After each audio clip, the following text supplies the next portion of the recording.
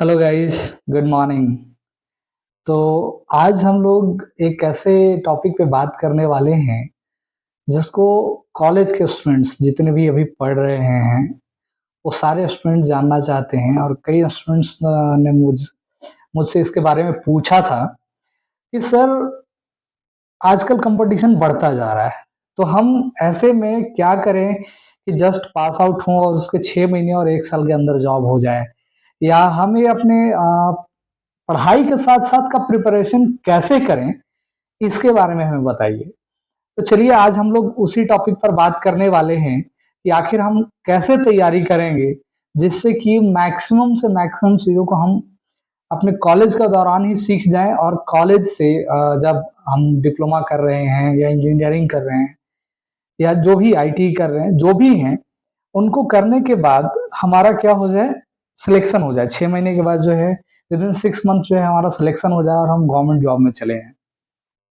और आपको मालूम है कि आजकल गवर्नमेंट जॉब का लेवल बहुत हाई हो चुका है। तो कहीं न कहीं एक ये तरीके से आप ये भी कह सकते हैं कि एक मेजर जो है, एक काफ़ी चैलेंजेस हैं, मेजर चैलेंजेस हैं। तो चलिए सबसे पहले हम लोग स्टार्ट करते हैं और देखते हैं कि हमें करना क्या है और कैसे करना है, राइट? तो सबसे पहले स्टार्ट करते हैं। सबसे पहला काम जो हम लोग करेंगे वो हमारा फर्स्ट काम होगा अपने गोल को सेट करना, राइट? हमारा क्या गोल है इसको सेट करना बहुत ज़रूरी है। जैसे अब कुछ बच्चे डिप्लोमा या बीटेक कर रहे हैं या आईटी कर रहे हैं, जो भी कर रहे हैं। तो कुछ बच्चे चाहते हैं कि आगे का हायर एजुकेशन की ओर बढ़ें। अगर वो आईटीआई हैं तो डिप्लोमा करेंगे, डिप्लोमा है तो बीटेक करेंगे, बीटेक है तो एमटेक करेंगे। और कुछ बच्चे होते हैं कि नहीं सर हमको गवर्नमेंट जॉब करना है, हमको एनी हाउ जो है गवर्नमेंट जॉब ही लेना है। तो चलिए हम लोग सबसे पहले आज बात करते हैं गवर्नमेंट जॉब के बारे में। मैं हायर एजुकेशन के बारे में फिर कभी बात करूंगा। और अगर आपको लगे कि नहीं सर मुझे हायर एजुकेशन का वीडियो चाहिए, तो आप मुझे कमेंट कीजिए। मैं अगर मैक्सिमम लोगों का डिमांड हुआ तो मैं हायर एजुकेशन पर भी वीडियो बनाऊंगा कि कैसे करना है। तो फिलहाल हमारा फोकस क्या है, गवर्नमेंट जॉब है। अब गवर्नमेंट जॉब में क्या है कि बहुत सारे गवर्नमेंट जॉब हैं, राइट? तो हर कोई चाहता है कि हमको कोई न कोई जॉब मिल जाए, जैसे एटलीस्ट शुरुआत में हमको कोई भी जॉब मिल जाए। तो चलिए ओवरऑल हम आज एक बात करेंगे। सबसे पहले तो कि इसमें आप अगर डिसाइड आप कर लेते हैं कि नहीं मुझे एसएससी में जाना है या डीआरडीओ में जाना है या इसरो में जाना है या किसी पब्लिक सेक्टर में जाना है, ओके, या किसी अदर ऑर्गेनाइजेशंस में जाना है या प्राइवेट सेक्टर में जाना है, तब तो बहुत अच्छी बात है। आप अगर डिसाइड कर लेते हैं तो बहुत अच्छी बात है, नहीं डिसाइड करते हैं तब भी कोई दिक्कत नहीं है। तो बेसिकली हम बात करने वाले हैं आज जो है किसी भी गवर्नमेंट जॉब का प्रिपरेशन हमको कैसे करना है, राइट? तो ये तो हो गया हमारा गोल कि हमें क्या करना है, गवर्नमेंट जॉब का प्रिपरेशन करना है। अब इस गवर्नमेंट जॉब का प्रिपरेशन के लिए हमें क्या चाहिए? हमें चाहिए टाइम मैनेजमेंट, हमको चाहिए स्टडी शेड्यूल, और क्या चाहिए, हमारा फोकस होना चाहिए, हमारा जो एम है, ठीक है, इन सब पर हमको बात करना पड़ेगा। तो चलिए सबसे पहले स्टार्ट करते हैं। हम जो इसका पहला चरण है वो है आपका time study, time management, right? क्योंकि करना क्या होता है आपको कि आप पढ़ रहे हैं और कॉलेज की पढ़ाई तो कर ही रहे हैं, साथ में आपको करना क्या है, गवर्नमेंट जॉब का प्रिपरेशन करना है। ऑलरेडी आपका जो कॉलेज होता है उसमें क्या होता है कि बहुत सारे आपको असाइनमेंट्स कंप्लीट करने होते हैं, हाँ, बहुत सारे आपको प्रैक्टिकल्स लिखने होते हैं, तो उन सब से बच के हमको एक टाइम शेड्यूल बनाना होगा, राइट? अब इन टाइम मैनेजमेंट में हम करेंगे क्या कि हमारा मंडे टू फ्राइडे या मंडे टू सैटरडे आपका कॉलेज होता है। तो मोस्ट ऑफ द कॉलेजेस ना के बराबर चलते हैं और अभी कुछ कॉलेजेस चल भी रहे हैं, तो पूरी तरह से सारा जो है एंगेज्ड नहीं रहा। तो इसके लिए सबसे पहले आप क्या करेंगे कि एक टाइम मैनेज करेंगे अपना टाइम। जैसे आपको कम से कम दूसरी चीजों में टाइम बर्बाद करना है, जैसे बाहर घूमने में या फिर शॉर्ट्स देखने में, आजकल ज्यादा टाइम शॉर्ट्स देखने में चला जाता है, तो वो चीजें नहीं करनी है। या और भी कुछ ऐसी बातें हैं जिससे कि आपका टाइम खराब हो रहा है। मैं जनरली देखता हूँ कि बच्चे डेली 2 फिल्म देख रहे हैं, 3 फिल्म देख रहे हैं, तो वो चीजें नहीं करना है। दूसरी चीजें हैं कि बहुत ज्यादा गप चड़ाका होता है। चलिए ठीक है, 24 आवर में हाफ एन आवर मान लो कि दोस्तों के साथ गप चड़ाका हो गया, 1 आवर हो गया, दैट्स इनफ, राइट। तो उसको थोड़ा सा टाइम को मैनेज करना है, अपने टाइम को मैनेज करना है इस हिसाब से, सो दैट कि आपका जो है क्या हो जाए, आपका क्या बोल सकते हैं आप, कि आपका कॉलेज का भी पढ़ाई हो जाए, और क्या हो जाए, आपके कॉलेज के साथ साथ क्या हो जाए कि आपका कंपटीशन का भी प्रिपरेशन हो जाए। तो उसके लिए एक फिक्स्ड आपको टाइम देना है कि चलो हम 1 आवर जो है आज से हम कंपटीशन पर देंगे, राइट। तो ये चीजें हैं कि आप फिक्स कर लीजिए, टाइम आपको फिक्स हो जाना चाहिए कि 1 आवर देंगे ही देंगे। इसी के अंतर्गत, टाइम मैनेजमेंट के अंतर्गत ही हम बात करेंगे रेगुलर स्टडी शेड्यूल का। किसका? स्टडी शेड्यूल का। अब उस स्टडी शेड्यूल में क्या करेंगे, ये चीजें मैं आपको समझा देता हूं।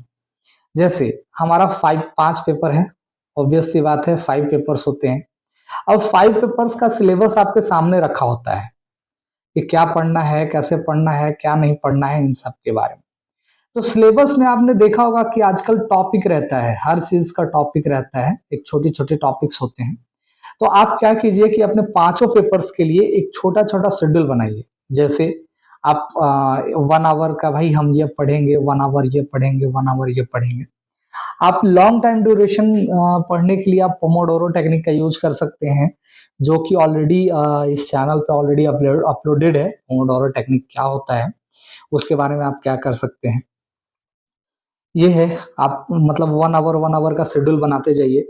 उसके अलावा है कि आपको बेसिक फोकस्ड होना चाहिए, बेसिक जो बेसिक कॉन्सेप्ट होते हैं, ठीक है, जो बेसिक पे है, जो भी बेसिक कॉन्सेप्ट है उन पर फोकस करना है। अब इस पे अब हम कैसे समझेंगे कौन सा बेसिक है, कौन सा हायर लेवल में है। इस बात को समझने के लिए हम चलते हैं सबसे पहले सिलेबस पर। सिलेबस पे आपने देखा होगा कि छोटे छोटे कोई भी टॉपिक्स है, जैसे हम अगर बात करते हैं फोर्स के बारे में, राइट। अगर फोर्स का एक यूनिट है तो उसमें आपको दिया रहेगा कि फोर्स का इफेक्ट क्या होता है, उसके करेक्टरिस्टिक्स क्या हैं, वो कहाँ अप्लाई होता है। या अगर कोई सपोर्ट मान लेते हैं कि चैप्टर दिया हुआ है बीम का, तो बीम में सपोर्ट रिएक्शन कैसे निकालते हैं, क्या है। तो जितना आपका सिलेबस दिया हुआ है ना, सिलेबस में जितने भी वर्ड्स दिए हुए हैं, मैं कहूंगा कि आप डायरेक्ट उन सारे वर्ड्स को मीनिंग को समझिए। अगर आप उन सारे वर्ड्स के मीनिंग को आप समझ लेते हैं, तो आप इतना मान के चलिए कि आप किसी भी एग्जामिनेशंस में, अगर आपका एकेडमिक है तो एकेडमिक के लिए तो प्रिपरेशन हो ही रहा है, साथ में ये कंपटीशन के लिए भी प्रिपरेशन होगा। अच्छा, इसके अलावा क्या करना है कि आपको एक रिवीजन करते रहना है। ये बेसिक कॉन्सेप्ट तो ठीक है, आपको सैटरडे या संडे किसी एक दिन का टाइम निकालना है या 2 दिन का टाइम निकालिए। सैटरडे और संडे को आप रिवीजन कीजिए, आपने जितना भी वीक में पढ़ा है उन सारे को रिवाइज कीजिए, और रिवाइज करके आगे जब नए टॉपिक पढ़ें, ठीक है, तो उसको पढ़ने से पहले एक बार रिकॉल कर लीजिए, राइट। तो ये हो गया आपका बेसिक कॉन्सेप्ट और रिवीजन के बारे में। आगे हम बात करते हैं कि इसके अलावा हमको क्या करना होगा कि प्रीवियस ईयर क्वेश्चंस देखने होंगे। अब ये प्रीवियस ईयर क्वेश्चन किसका होगा? पीवाईक्यू।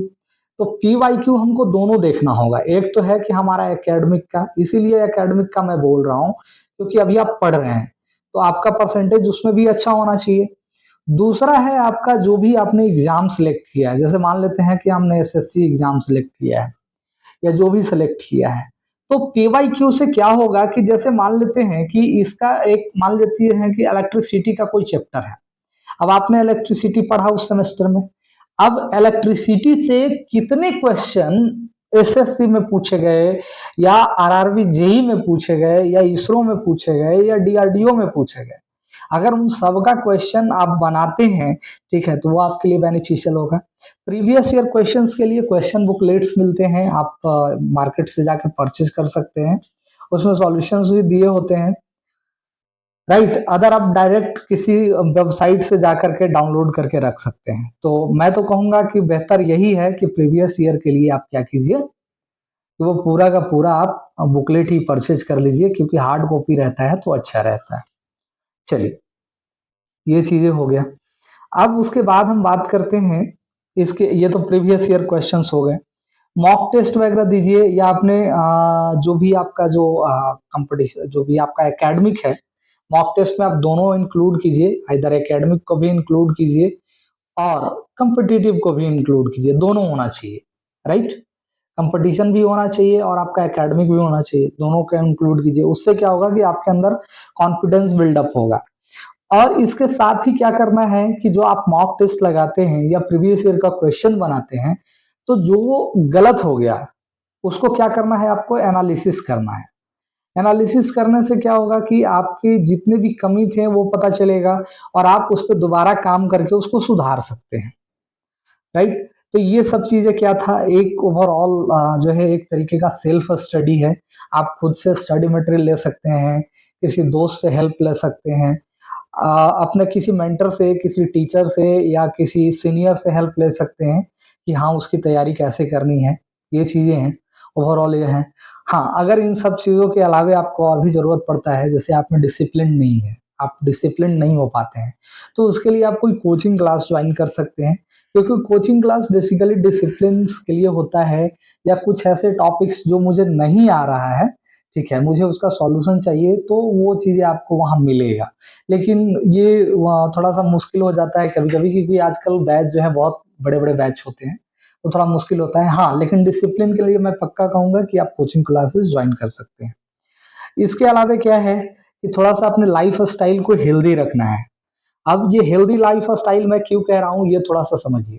कभी कभी क्या होता है कि जब हम बीमार पड़ते हैं तो हमारा सारा टाइम शेड्यूल बर्बाद हो जाता है, हम पढ़ नहीं पाते हैं, कुछ भी कर नहीं पाते हैं। जैसे मान लो कि हमने 5 वीडियोस को सेलेक्ट किया है, आजकल ज्यादातर ऑनलाइन चल रहा है, तो 5 वीडियोस हम हर एक सब्जेक्ट से एक एक वीडियो देखेंगे या हर एक सब्जेक्ट से एक एक टॉपिक को कंप्लीट करने वाले हैं।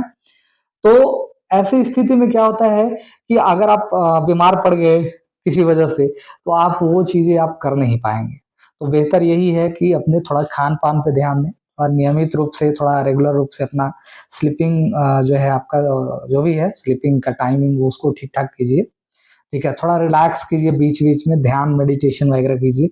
इससे क्या होगा कि आपको जो भी आपका टास्क पूरा करना है उसमें हेल्प मिलेगा। और सबसे लास्ट पॉइंट है स्टे मोटिवेटेड।